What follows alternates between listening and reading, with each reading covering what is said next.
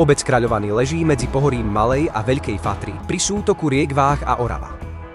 Obec je vzdialená 18 km od Dolného Kubína. Dopravná poloha obce Kráľovany je veľmi dobrá vzhľadom k úrovni vybudovaného cestného a železničného spojenia. Obyvatelia obce môžu využívať miestne autobusové a vlakové dopravné spojenie. Obec je súčasťou územia vyššieho územného celku Žilinského samosprávneho kraja.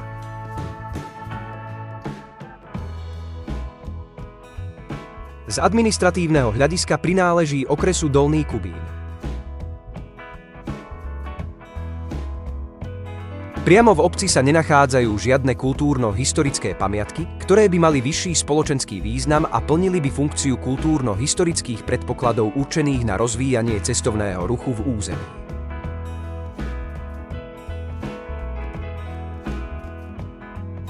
V obci sa nachádza evanjelický kostol. Je to jednoloďová neogotická stavba s pravohlým ukončením presbytéria a vežou tvoriacou súčasť jej hmoty z rokov 1912 až 1913. Je ukončená zvonovitou helmicou.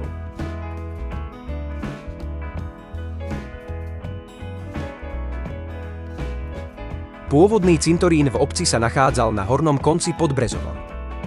Od 29. júna 1942, kedy obec obdržala povolenie, sa pochováva na tomto cintoríne.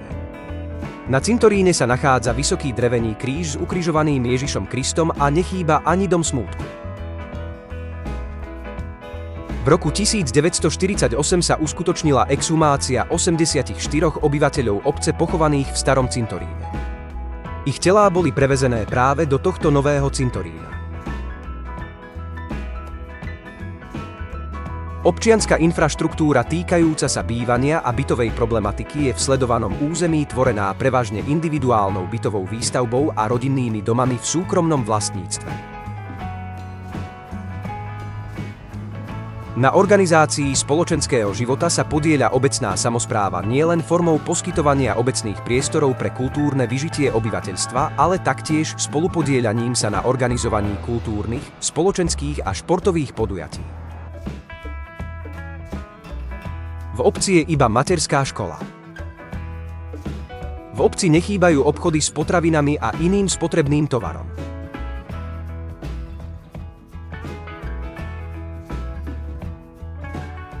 Obec je taktiež známa aj ako lokalita uprostred hôr, ktorá ponúka návštevníkom mnoho príležitostí na využitie voľného času, či už je to turistika, rybárčenie alebo iné alternatívne formy trávenia voľného času. Kráľovianskou tieňavou v skalách popri rieke vysekal cestu Michal Materčík z Hornooravskej Brezy, za čo ho zvlášť ocenila cisárovná Mária Terézia. Od konca 19. storočia je tu povestná železničná stanica, svedok ešte nedávnej, priam symbolickej každodennosti. Z lokálnej oravskej železnice tu prestupovali na rýchliky obyvatelia Oravy, aby išli do sveta za lepším životom a opačne prúdili turisti za krásami Oravy.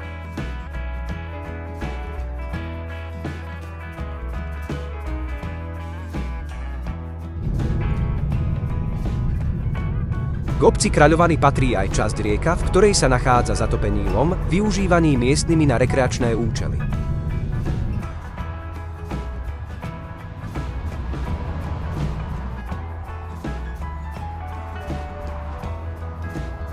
Mnoho ľudí sa nesprávne domnieva, že toto územie patrí ku vedľajšej obci Šútovo, čo nie je pravda.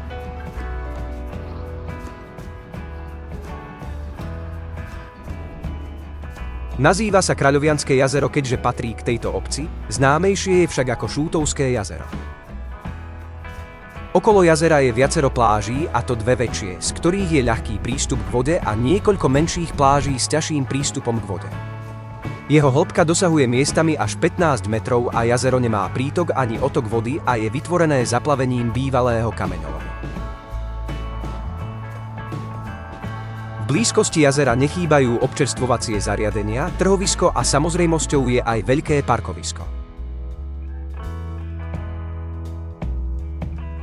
Možné je aj ubytovanie. Je to pekné miesto na prežitie letnej dovolenky.